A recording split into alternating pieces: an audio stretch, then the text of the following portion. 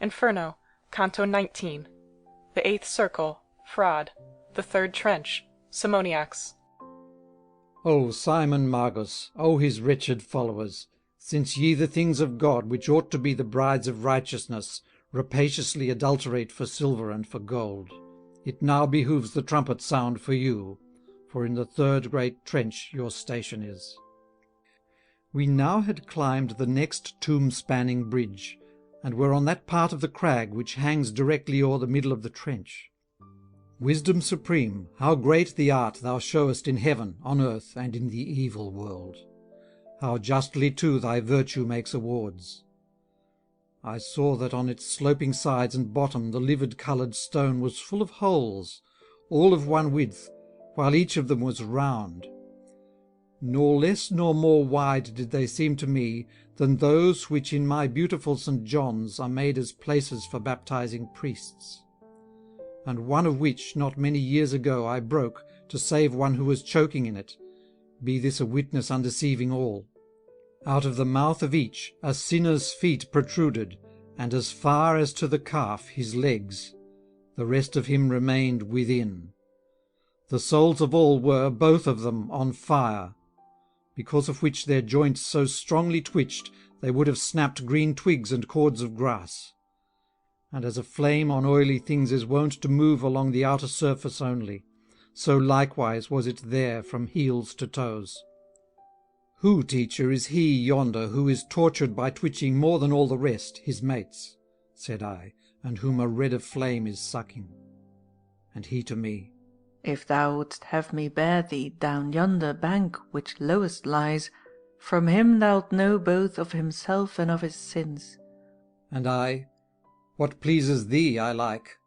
My lord thou art, and that I part not from thy will thou know'st, as also what is left unsaid. We then upon the fourth embankment came, and turning round, descended on our left into that narrow bottom pierced with holes. Nor yet did my good teacher set me down from off his back, but brought me to the hole of him who grieved so sorely with his shank. Whoe'er thou art, sad soul, that holdest down thine upper portion, planted like a stake, I then began, say something if thou canst. I there was like a friar that confesses a base assassin, who on being planted calls him again, that death may be delayed. And he cried out, Dost thou stand there already? Dost thou stand there already, Boniface? By several years the writing lied to me. Art thou so quickly sated with the wealth for which thou didst not fear to seize by fraud, and outrage next the Lady Beautiful? Even such did I become as those are who, not understanding what is answered them, deem themselves mocked, and think of no reply. Then Virgil said, Tell him immediately, I'm not the one, I'm not the one thou thinkest. And I replied to him as I was bidden. Whereat the spirit writhed with both his feet. Then sighing and with weeping voice, he said, What is it then that thou dost ask of me? If to know who I am concern thee so, that for it thou hast crossed the bank, know then that I was with the mighty mantle clothed, and verily the she-bear's son was I, so eager to advance the cubs, that wealth I pocketed up there, and here myself. The others, who in working simony preceded me, are gathered neath my head, flattened between the fissures of the rock. I, in like manner, shall down yonder fall, when he arrives, whom I believed thou wast, when I of thee the sudden question asked. But now already longer is the time, that I thus upside down have cooked my feet, than he will planted stay with ruddy souls. For after him shall come from westward lands a lawless shepherd of still uglier deed, and fit to cover him and me. Renewed shall Jason be, of whom in Maccabees one reads. And as to that one his king yielded, even so who governs France shall yield to this. I know not whether I was here too bold, in that I answered him in this strain only. Now tell me, pray, how great the treasure was our Lord demanded of St. Peter first, before he placed the keys in his control. Surely he asked for naught but "Follow me." Nor yet did Peter or the rest take gold or silver from Matthias, when by lot he took the place the guilty soul had lost. Therefore keep still, for thou art rightly punished. And take good care of that ill-gotten wealth which caused thee to be valiant against Charles. And were it not for this, that I am still forbidden by reverence for the keys supreme thou hadst in keeping in the joyful life, words of still greater weight would I employ, because your greed, by trampling on the good and raising the depraved, afflicts the world. The evangelist was thinking of your shepherds, when she, who on the waters hath her seat, was seen by him to fornicate with kings. The one who with the 7 heads was born, and from the 10 horns her support received, while virtue still was pleasing to her spouse. Ye've made yourselves a god of gold and silver, and from idolaters how differ ye, save that they worship one, and ye 100. Ah, Constantine, of how much ill was mother, not thy conversion, but the dower gift the earliest wealthy father took from thee. While I was singing him such notes as these, he, whether it were wrath or conscience bit him, was fiercely kicking out with both his feet. I verily believe it pleased my leader, he heeded with so glad a look throughout the utterance of those true, clear words of mine. He therefore took me up with both his arms, and when he had me wholly on his breast, he climbed again the path down which he came, nor tired of holding me in his embrace, but bore me to the summit of the arch, which crosses from the 4th bank to the 5th. When there, he gently set his burden down, gently because that crag was rough and steep, and would be difficult for goats to cross. From thence another trench was shown to me. End of Inferno, Canto 19. Inferno, Canto 20. The 8th Circle. Fraud. The 4th Trench. Diviners and Soothsayers.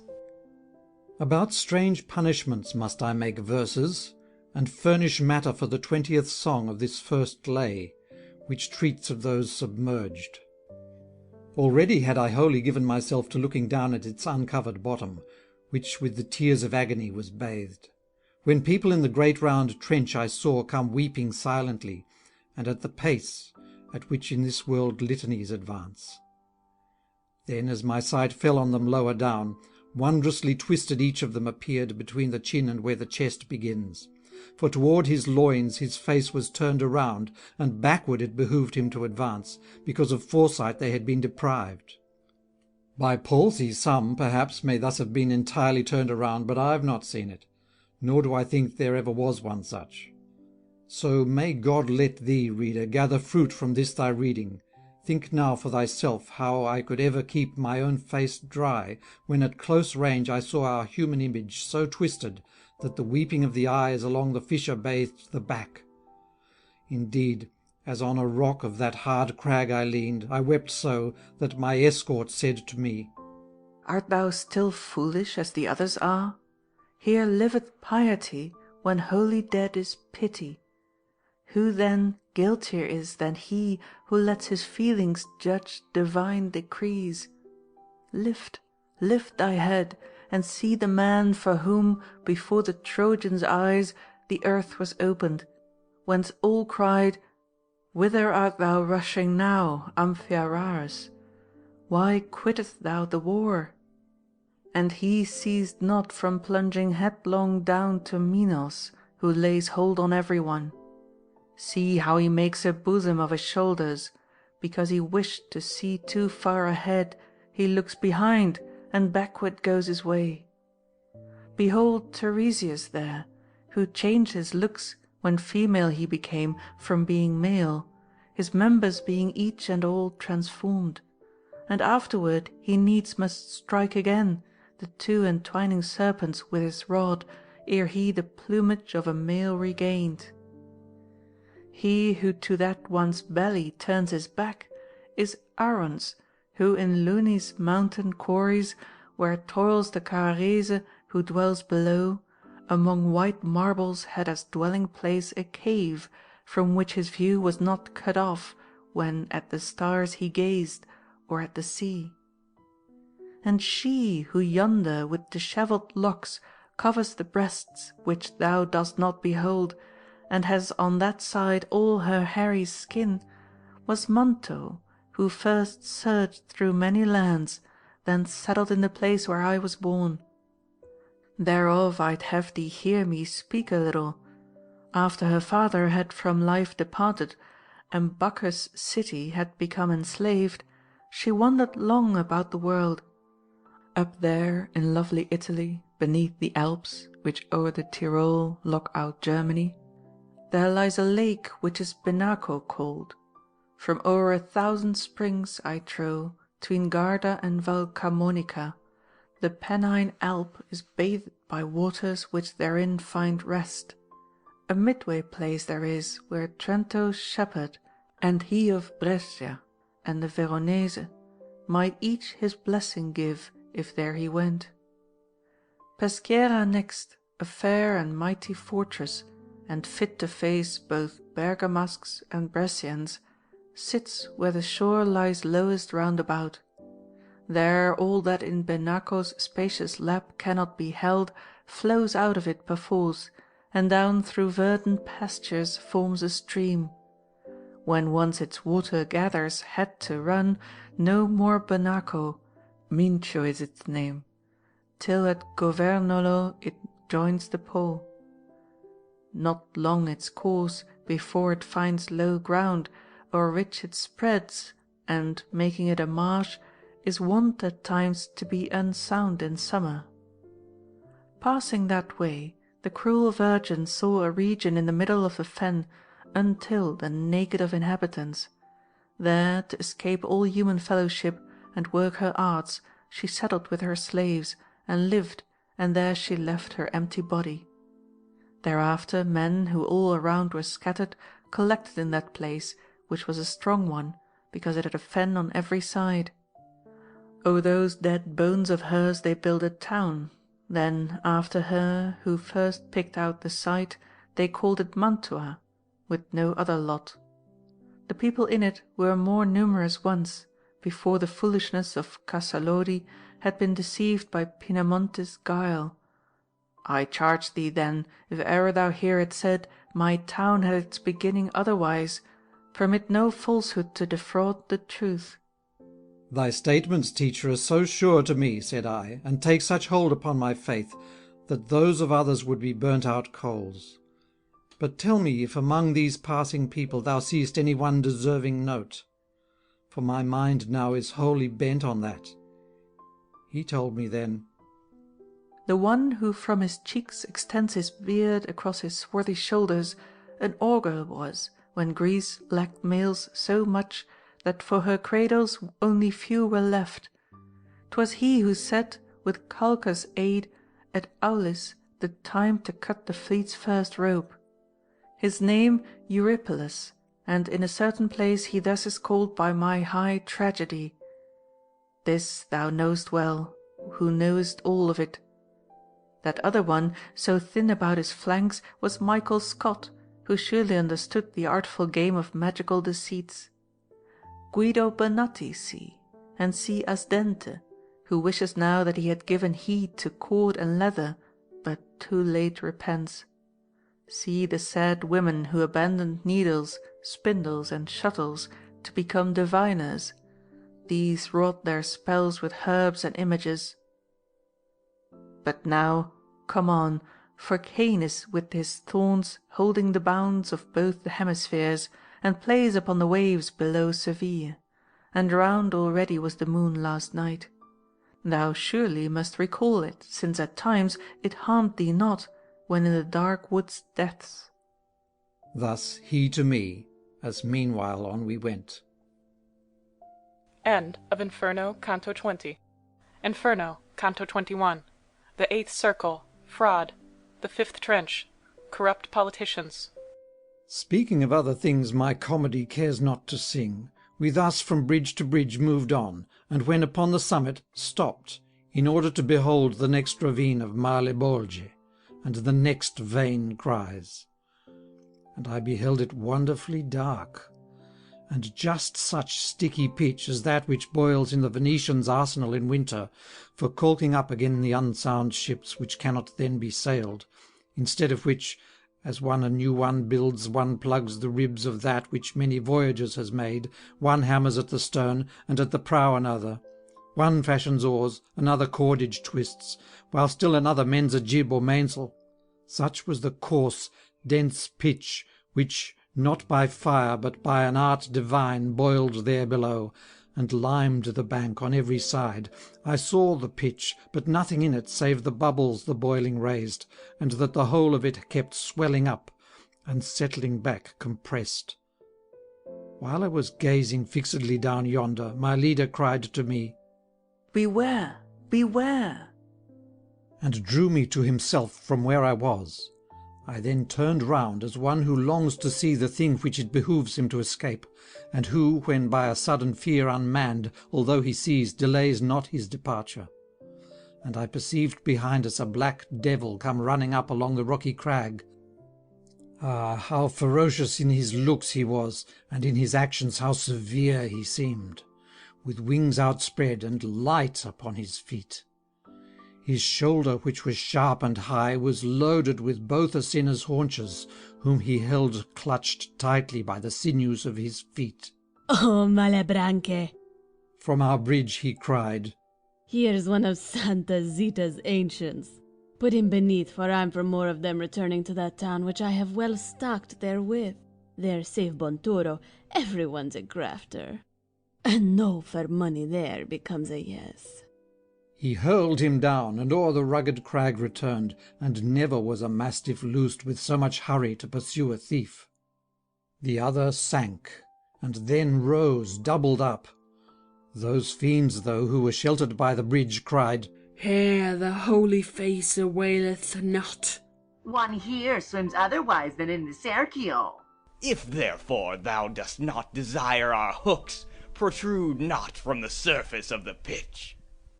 They pricked him then with o'er 100 prongs, and said, "Here under cover must thou dance, that, if thou canst, thou mayest thieve secretly." Not otherwise do cooks have scullions plunge the meat with hooks into the cauldron's midst, to hinder it from floating on its surface. Thereat my kindly teacher said to me, "That here thy presence be not known, crouch down behind a rock, which may avail to screen thee. And be not thou afraid for any harm that may be done to me, who know these things, for I in phrase like this have been before." He then passed on beyond the bridge's head, and when the 6th embankment had been reached, he had to show assurance in his face, with just the storm and fury wherewith dogs break out and rush upon a poor old man, who stops and begs at once from where he is. From neath the little bridge those devils issued, and turned against him all their grappling hooks. But he cried out, "Be none of you malicious. Before your grappling hooks take hold of me, let one of you advance and hear me speak. Then take ye counsel as to grappling me." Then all cried out, "Let Malacoda go!" Thereat one started, while the rest kept still, and as he came said, "What does this avail him?" "Dost thou think, Malacoda," said my teacher, "that, as thou seest, I have hither come, safe until now from all your hindrances, unhelped by will divine and favouring fate? Let us go on, for it is willed in heaven that I should show another this wild road." Thereat his pride received so great a fall, that at his feet he dropped his grappling hook, and to the rest said, "Let him not be wounded." My leader thereupon cried out to me, "Thou that among the bridge's broken rocks art crouching, safely now regain my side." I therefore moved, and quickly came to him. Then all the fiends advanced so far, I feared they would not keep their word. Even thus I once saw infantry, who under pledge of safety were from Caprona coming forth, afraid, when 'mong so many foes they saw themselves. Then wholly to my leader's side I drew, nor from their faces, which did not look good, did I remove my eyes. For as their prongs they lowered, one fiend to another said, Wouldst thou that I should touch him on his rump? And they replied, Yes, see thou nick it for him. But that fiend who was with my leader talking turned round at once and said to him, Keep still there, Scarmiglione. Then to us, Further advance along this present crag cannot be made, because the sixth arch yonder lies wholly shattered on the ground below.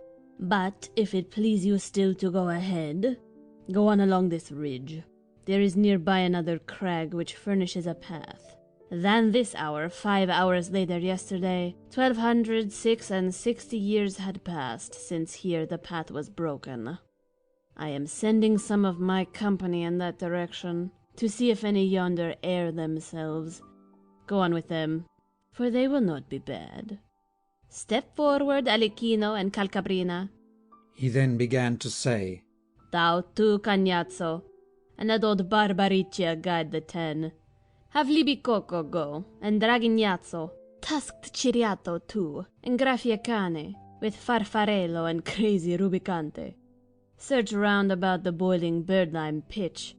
Let these be safe as far as that next crag, which all unbroken goes across the den. O teacher, what is this I see? Said I. If thou know how, pray let us go alone, for I request no escort for myself. If thou as wary art as thou art wont, dost thou not notice how they gnash their teeth, and with their eyebrows threaten us with woe? And he to me, I would not have thee frightened.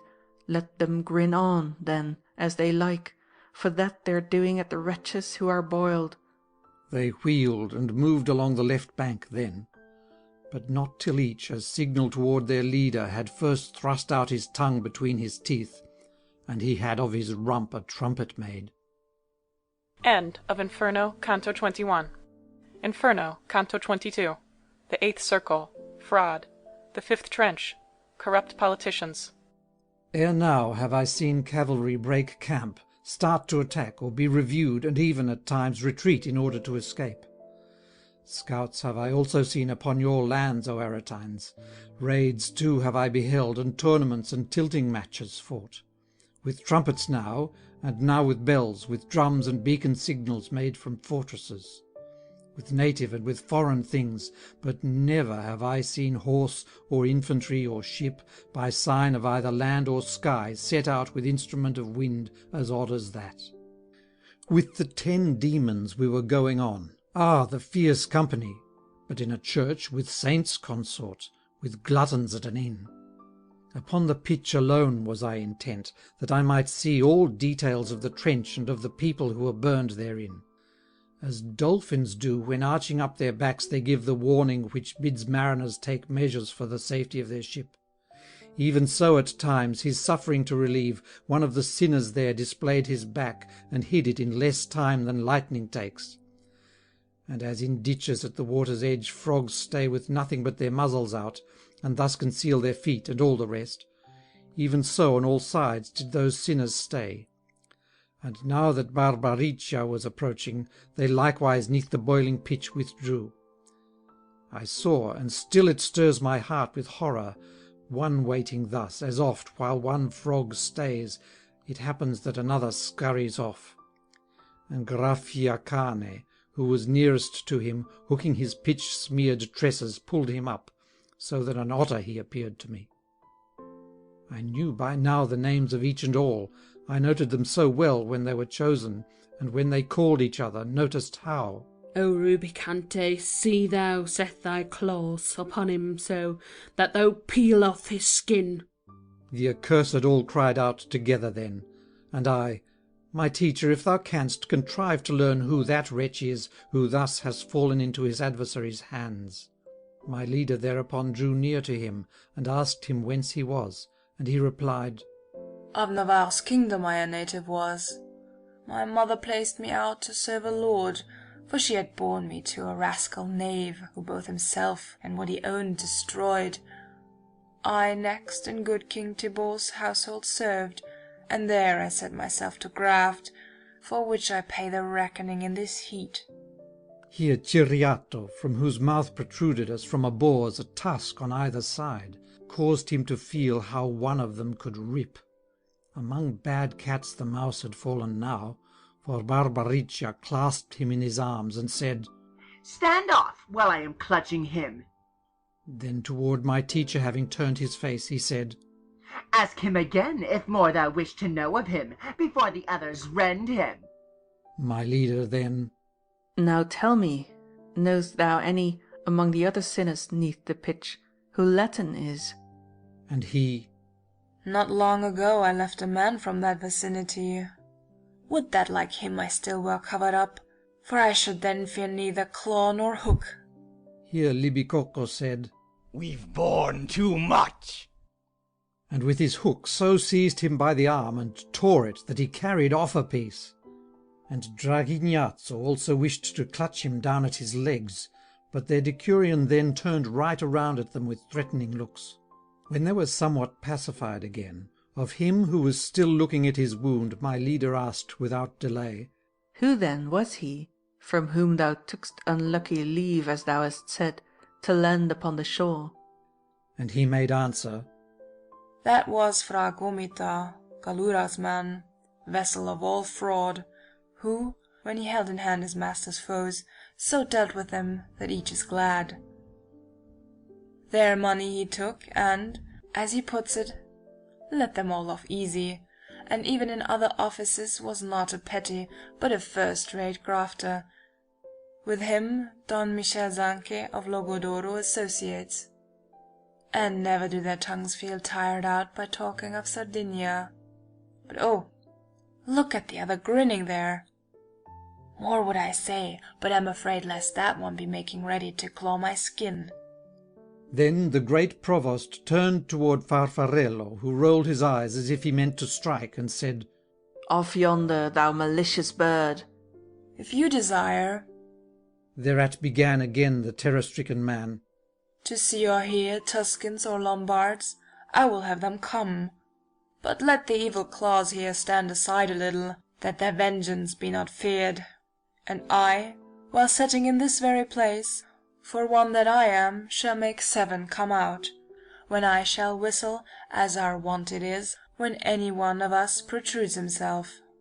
Cagnazzo at this speech his muzzle raised, and shook his head, and said, Hear the sly trick devised by him to cast himself below. Then he, who frauds in great abundance had, replied to him, Tricky indeed am I, when for my mates a greater pain I win. Here Alichin could not control himself, but said in opposition to the rest, I shall not gallop after thee, in case thou dive, but o'er the pitch shall beat my wings, the ridge abandoned be the bank a screen, to see if thou alone art more than we. Now, reader, of a new sport shalt thou hear. Each turned his eyes the other way, and he the first who had thereto been most opposed.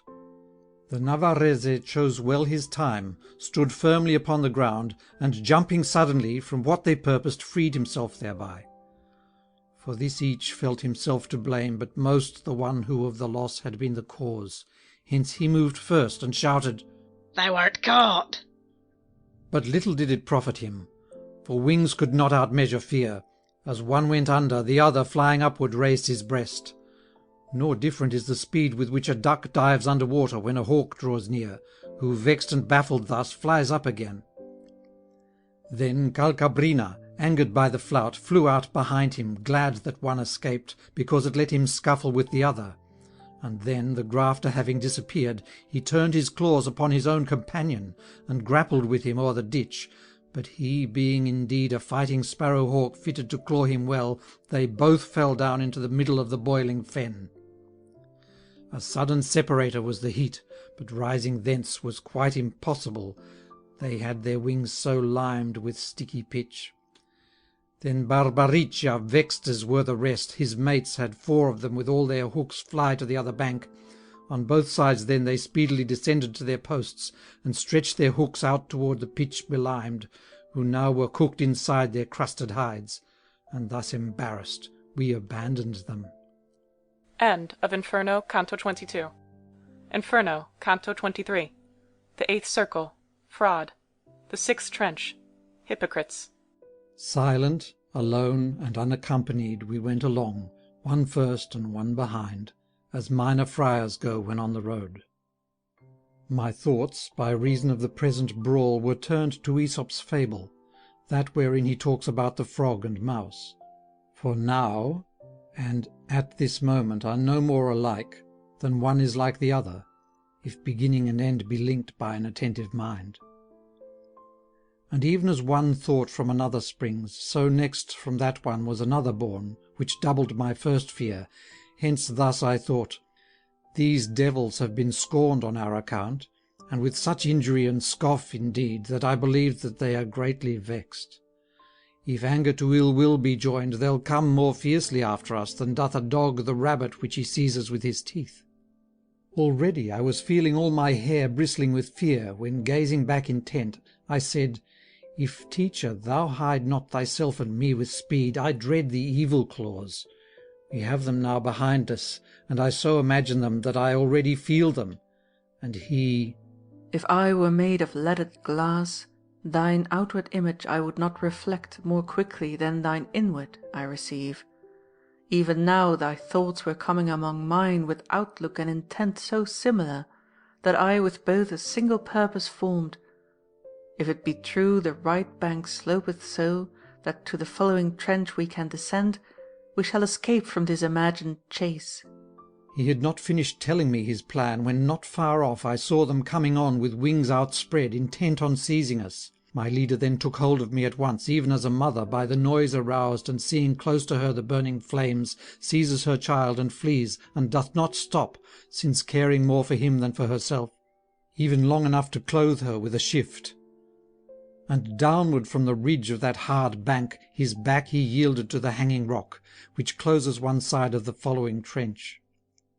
Water ne'er moved as swiftly through a sluice to turn the overshot wheel of a mill, when closest to the paddles it approaches, as did my teacher o'er that selvage bank, bearing me down with him upon his back, as though his son I were and not his mate. His feet had hardly reached the trench's bed below, when they were on the ridge above, just over us, but naught was now to fear, because the Providence on high, which willed to place them in the fifth trench as its servants, takes from them all the power of leaving it. A painted people found we there below, who, moving with exceedingly slow steps, shed tears, and in their looks appeared subdued and weary. Cloaks they had, equipped with cowls, lowered before their eyes, and cut like those which in Colonna fashioned for her monks. So gilded outside are they that they dazzle, but inside all are lead, and of such weight that those which Frederick clothed men with were straw. O cloak that wearies through eternity! We turned again as ever to the left, along with them, intent on their sad plaint. But owing to the weight, that weary folk came on so slowly that new company we had at every motion of our legs.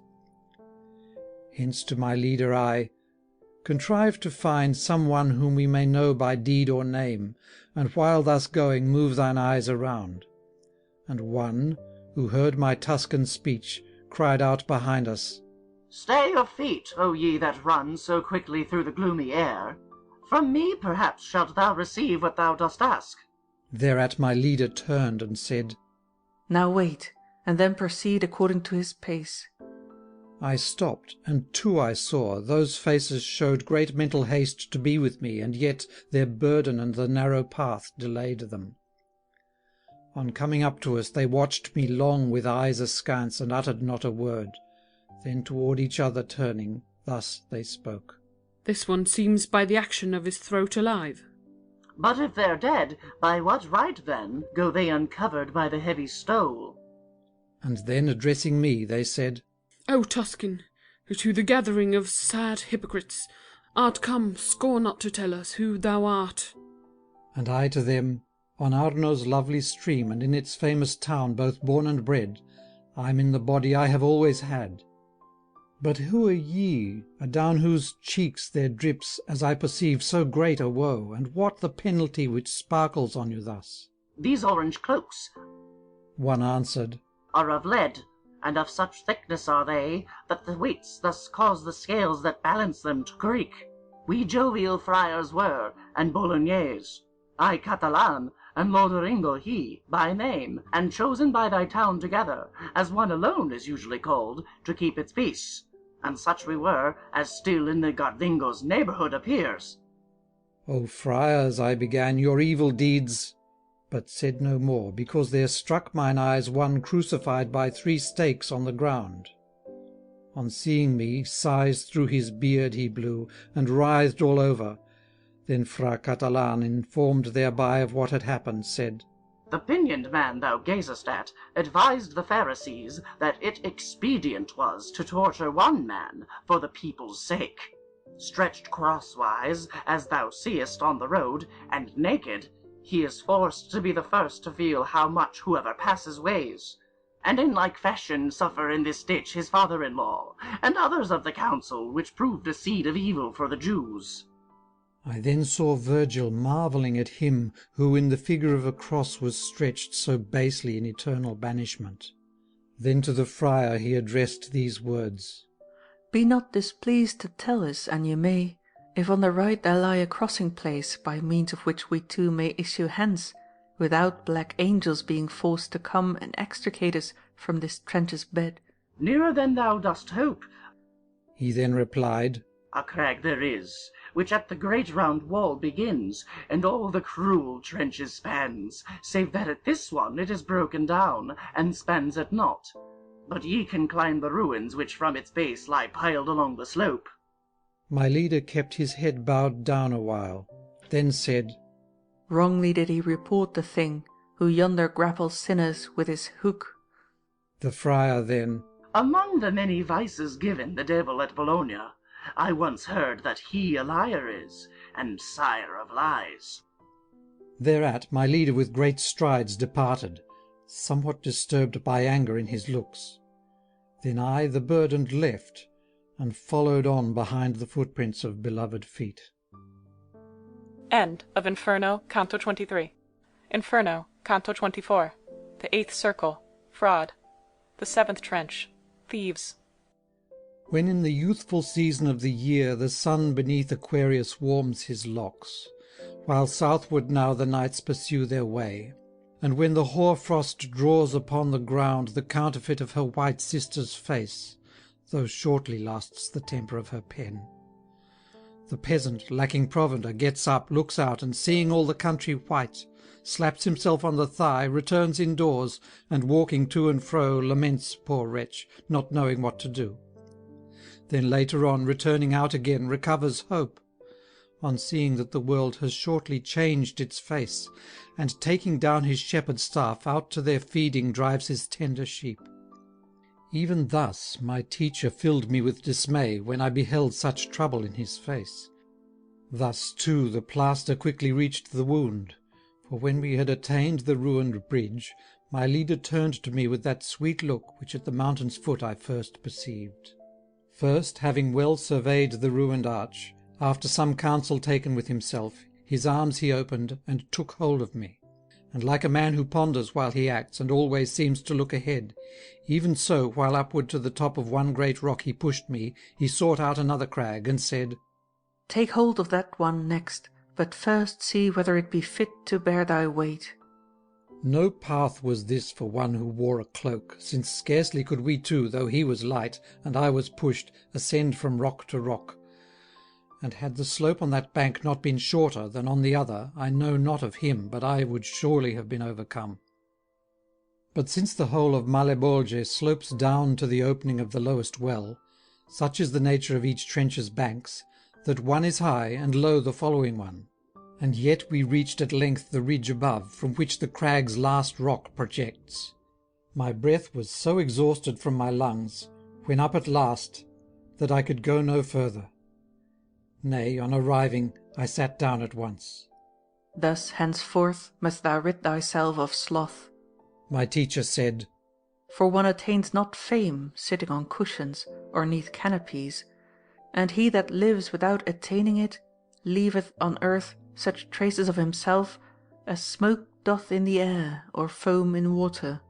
Therefore get up, o'ercome thy troubled breath with that soul energy which wins all fights unless it sink beneath its body's weight, A longer stairway must be climbed. 'Tis not enough that these stairs have been left. If then thou understand me, let it profit thee. I thereupon arose, and showed myself better equipped with breath than I had felt, and said, Go on, for I am strong and bold. We took the pathway up along the crag, which rocky was, narrow and hard to climb, and steeper far than was the one before. Not to seem weak, I talked as on I went. This from the next trench caused a voice to come, which was incapable of forming words. Though I was on the summit of the arch which crosses here, I know not what it said, but moved to anger seemed the one who spoke. Downward I looked, and yet my living eyes could not attain the bottom for the dark. Hence, Teacher, try to reach the following ridge, said I, and let us from the wall descend, for as I hear but do not understand, so looking down from hence I make out nothing. No other answer give I thee, he said, save that of action, for a fair request ought to be met by deeds without a word. We climbed down from the bridge's further head, where to the 8th embankment it is joined, and then the trench was clearly shown to me, and in it I beheld a frightful throng of snakes, and of so weird a kind that still the memory of them freezes up my blood. Let Libya and her sand no longer boast, for though she breed Chelidri, Jaculi, with Cencri, Phareae, and Amphisbaenae, ne'er with all Ethiopia did she show, nor e'en with what above the Red Sea lies, either so many or such evil plagues. Among this cruel and most dismal swarm people were running nude and terrified, and with no hope of hole or heliotrope. Their hands were bound behind their back with snakes, whose tail and head were thrust between their loins, and tied together in a knot in front. Then lo, a serpent hurled himself at one, who near our bank was standing, and transfixed him there where the neck is to the shoulders joined. Never were or or e so quickly written, as he took fire, and burning up must needs turn wholly into ashes as he fell. Whereat, though thus destroyed upon the ground, the dust, assembling of its own accord, turned instantly into the self-same man. So likewise, as great sages have declared, the phoenix dies, and then is born again, as she approaches her 500th year. She feeds through life on neither herbs or grain, but on a momum only and incense tears. Her final swaddling bands are nard and myrrh. And as is he who falls, nor knoweth how, by demon force, which pulls him to the ground, or other inhibition binding man, and who on getting up again looks round wholly bewildered by the great distress which he has felt, and as he looks heaves sighs, such was that sinner after he had risen. O power of God, how truly just thou art, that in revenge dost deal such blows as these. Thereat my leader asked him who he was, and he replied, Into this wild ravine I reigned from Tuscany not long ago. Mule that I was, a beast's life, not a man's, I liked. I'm Vanni Fucci, called the Beast. For me, Pistoia was a worthy den.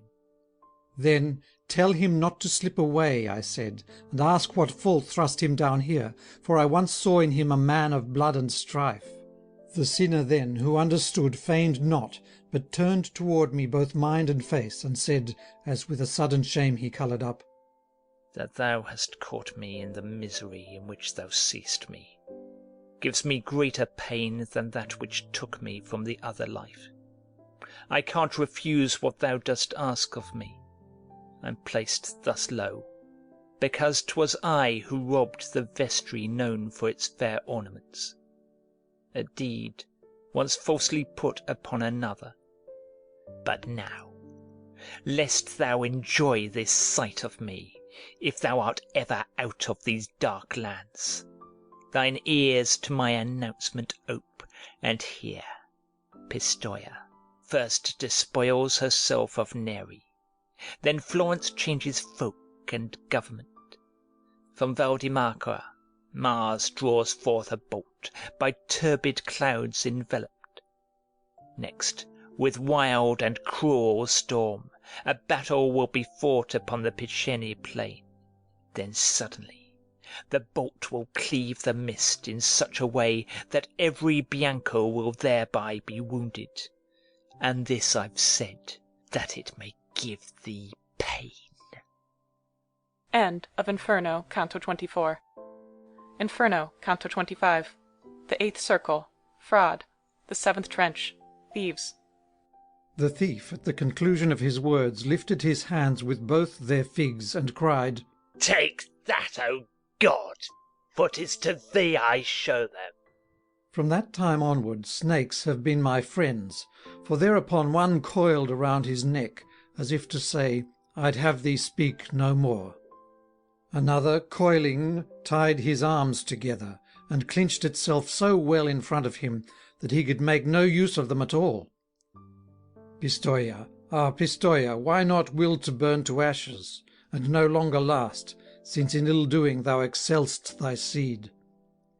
In all of hell's dark rings I've seen no spirit so arrogant toward God, not even he who fell down headlong from the walls at Thebes. Without another word he fled away, whereat I saw a centaur, full of rage, come crying, Where is the stubborn soul? Not even Maremma has so many snakes, I think, as on his crupper that one had, as far as where our human form begins. Upon his shoulders, right behind his nape, there crouched a dragon with wide-opened wings, and he sets fire to whomsoe'er he meets. My teacher said, He yonder Cacus is, who, 'neath the rocks that form Mount Aventine, oft made a lake of blood. He travels not along the road o'er which his brethren go, because of having fraudulently robbed the famous herd which he as neighbour had.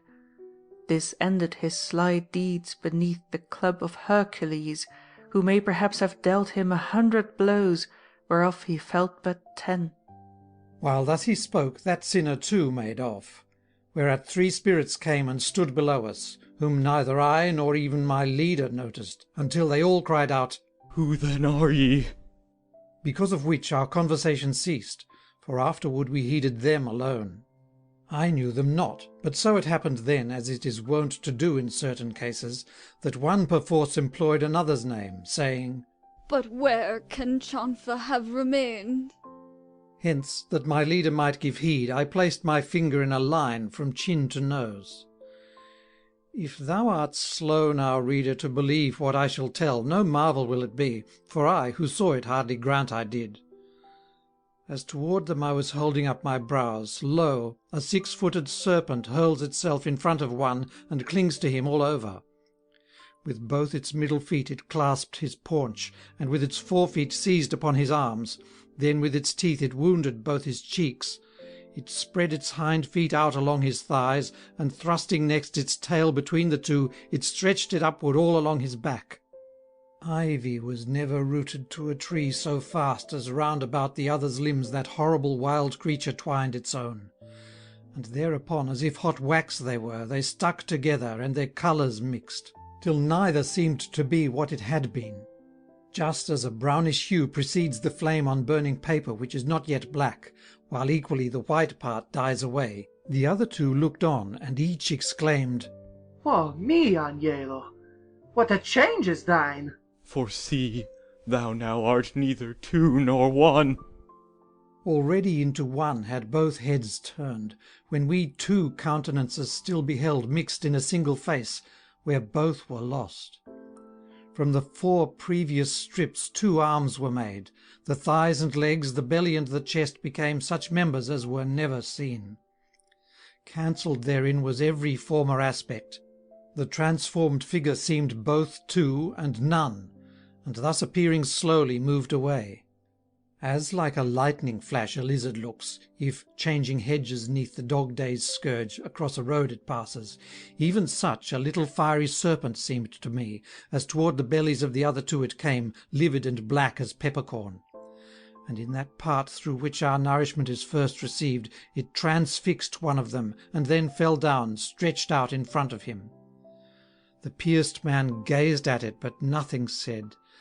Nay, firmly on his feet he stood, and yawned, as if attacked by fever or by sleep. He at the serpent looked, and it at him. One through his wound, the other through its mouth smoked hard, and each smoke with the other mingled. Let Lucan then be silent where he tells of poor Sabelus's and Narcidius's fate, and giving heed hear what is now proclaimed. Of Cadmus and of Arethusa too let Ovid cease to speak, for though his verse turned him into a snake, and make of her a fount, I grudge him not, for face to face he ne'er so changed two natures, that the forms of each were ready to exchange their matter. They blended each with each in such a way, that while the serpent forkwise clove its tail, the wounded man together drew his feet. The legs, and with them in the very thighs, so stuck together, that in little time their juncture left no mark that could be seen. The cloven tail was taking on the shape which there was being lost. The skin of one meanwhile was growing soft and hard the other's. I saw his arms withdraw into his armpits, and both the serpent's feet, which were not long, lengthen as much as those were growing short. And then its hinder feet, together twisted, became the member which a man conceals, while from his own the wretch had two thrust forth. And while the smoke was veiling both of them with novel hues, and generated hair on one side, and deprived of it the other, the one stood up, and down the other fell, nor turned aside for that the impious eyes, beneath which each of them was changing face. The one who stood drew his in toward his temples, and from the excessive matter coming there ears issued on his undeveloped cheeks. And that which ran not back, but was retained of this superfluous matter, gave the face a nose, and thickened suitably its lips. He who was lying down thrusts forth his muzzle, and backward through his head withdraws his ears, even as a snail doth with its horns. His tongue, which single used to be, and prompt to speech, divides itself, while in the other case the split one closes, and the smoking stops. The soul, which had become a savage beast, flees hissing through the trench, the other spits behind him as he talks. Then, having turned away from him his just created shoulders, he to the third said, I'd have booze run on his belly over this path. I thus beheld the seventh ballast change and interchange. Here let its novelty excuse me if it slightly blur my pen. And though somewhat bewildered were my eyes, and though confused my mind, those men could not escape so secretly, that I should fail Puccio Sciancato perfectly to see. And of the three companions who came first, he only was not changed. The other one was he for whom, Gavile, thou dost weep. End of Inferno, Canto 25. Inferno, Canto 26. The Eighth Circle, Fraud. The Eighth Trench, Fraudulent Counsellors. Rejoice, O Florence, since thou art so great that thou dost beat thy wings o'er sea and land, while even through hell thy name is spread abroad. Among the thieves 5 such as these I found, thy citizens, whence shame accrues to me, nor to great honour risest thou thereby. But if the truth be dreamed at dawn's approach, thou'lt feel a little while from now what Prato, of others not to speak, is craving for thee. And were it now, it would not be too soon. So were it, then, since thus it needs must be. For it will grieve me more, the more I age. We went away, and up the flight of stairs the bournes had formed for our descent before, my teacher climbed again, and drew me with him.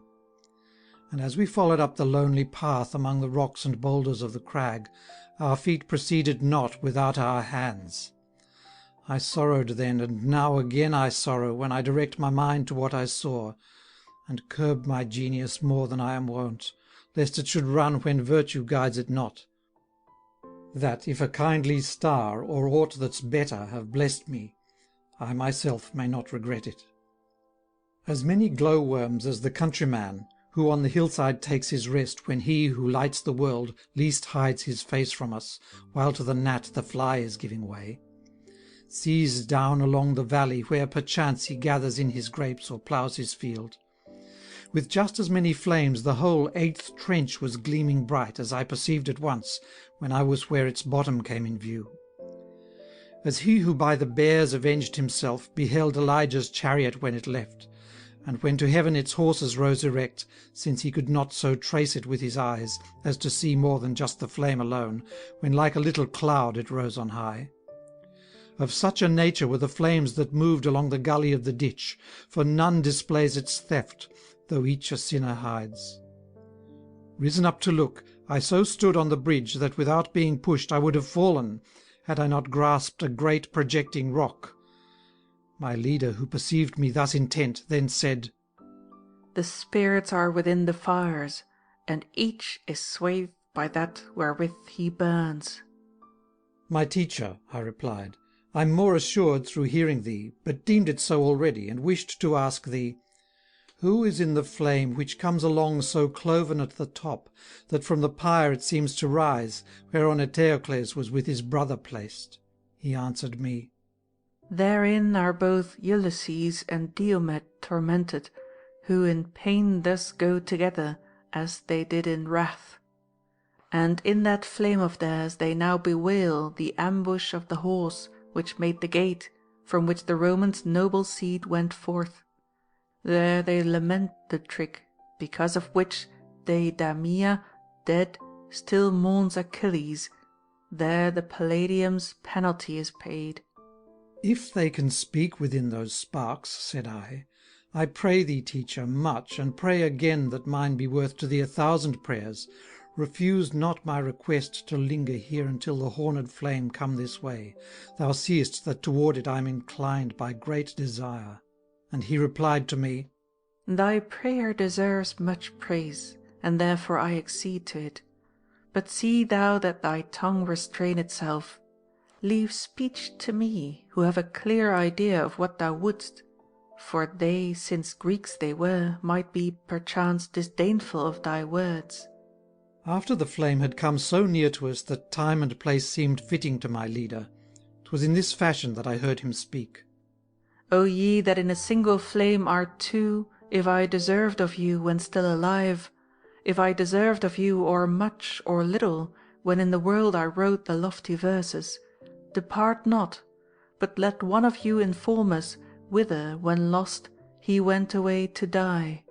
The greater horn then of the ancient flame began to quiver with a murmuring sound, as would a flame made weary by the wind, and then, while swaying here and there its tip, as if the latter were the tongue that spoke, gave forth a voice, and said, When I departed from Circe, who concealed me near Gaeta more than a year, before Aeneas so had named the place, nor fondness for my son, nor pious reverence for my aged father, nor even the bounden love which should have cheered Penelope, could overcome within me the eagerness I had to gain experience both of the world and of the vice and worth of men. But forth I put upon the deep and open sea with but a single ship, and with that little company by whom I had not been deserted. Both its shores I then beheld, as far away as Spain, Morocco, and the island of the Sards, and all the rest that sea bathes round about. Both old and slow were I and my companions, when we attained that narrow passage-way where Hercules set up those signs of his which warned men not to sail beyond their bounds.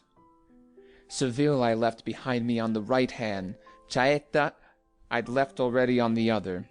And then I said, O brothers, ye who now have through 100,000 perils reached the west, to this so short a waking time still left your senses, will not to refuse the experience of that world behind the sun which knows not man. Bethink you of the seed which ye have sprung, for ye were not created to live the life of stupid animals, but manliness and knowledge to pursue. So eager for the voyage did I make my fellows by this little speech of mine, that, after it, I hardly could have checked them.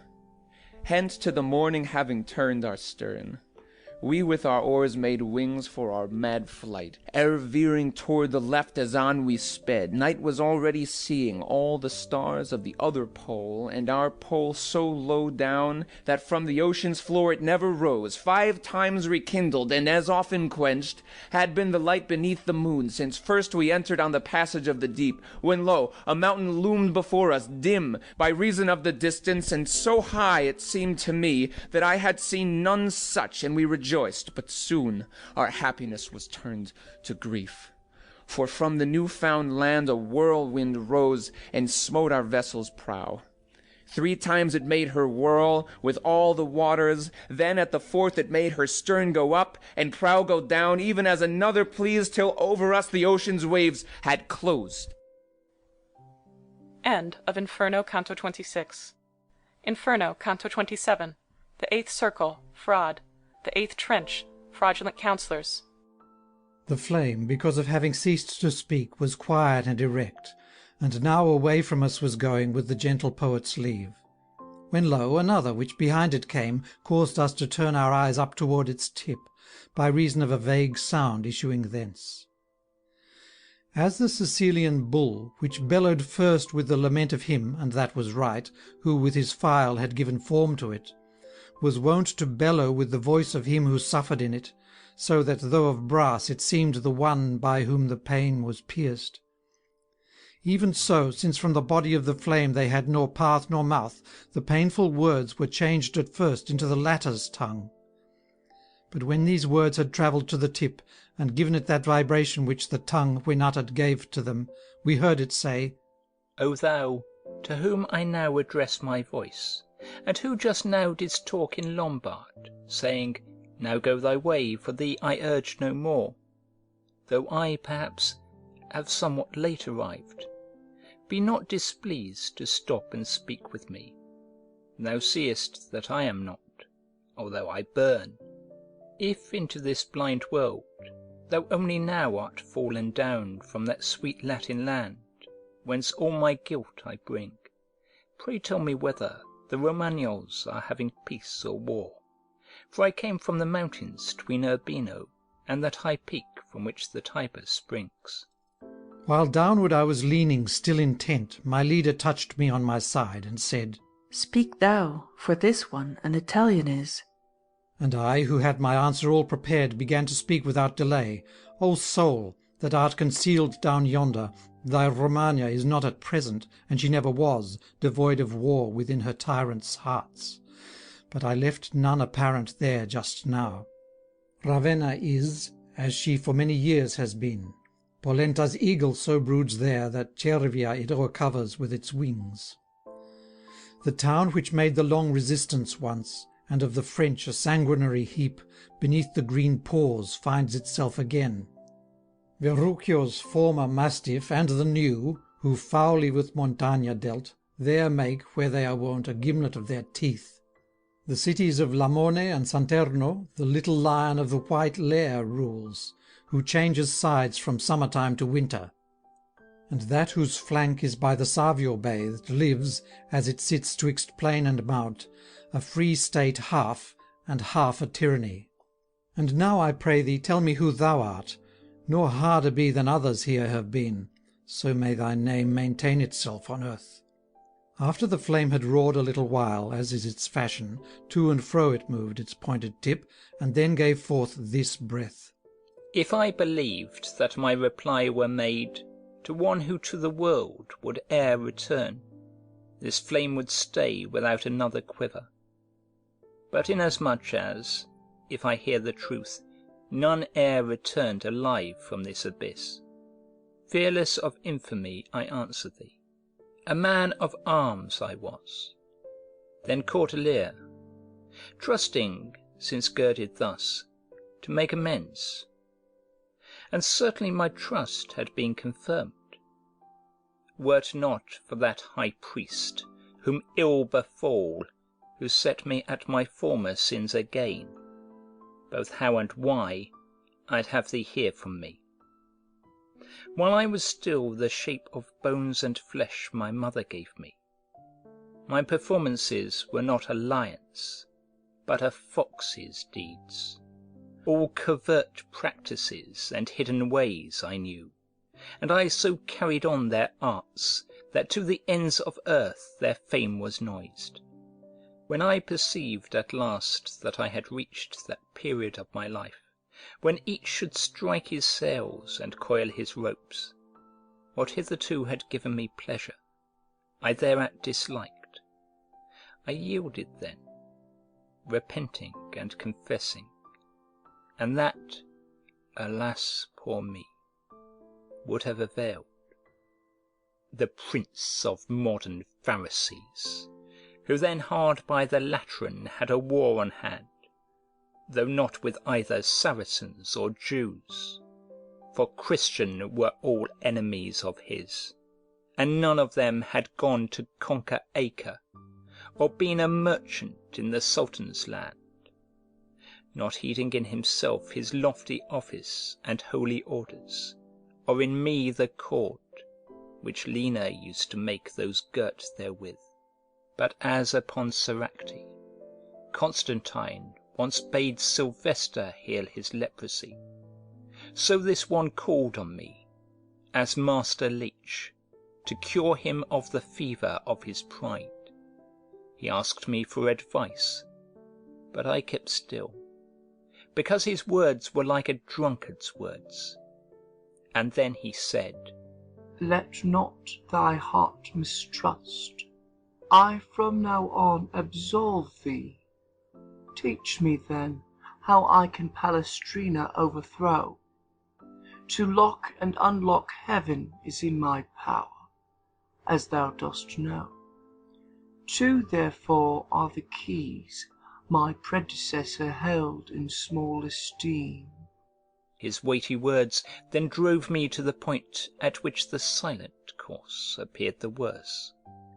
Father, I therefore said, since from the sin thou washest me, which I must now commit, a promise long drawn out, but shortly kept, will cause thy triumph on the lofty seat. Then Francis came for me, when I was dead, but one of our black cherubs said to him, Remove him not, and do not wrong to me. Among my menials he must needs descend, because he gave the fraudulent advice, since which till now I've had him by the hair. For who repents not cannot be absolved, nor yet can one at once repent and will, the contradiction not permitting it. O woeful me! O how I shook with fear, when, after laying hold on me, he said, Perhaps thou didst not think me a logician.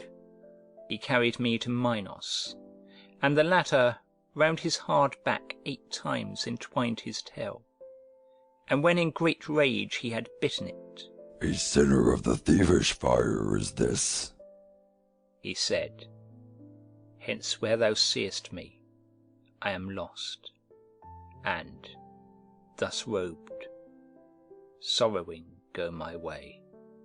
When he had thus completed his discourse, the flame departed from us with its grief, twisting and lashing its sharp-pointed horn. I and my leader then passed further on up o'er the crag, as far as the next arch which spans the ditch, wherein their due is paid to those who burdens win by severing bonds. End of Inferno, Canto 27.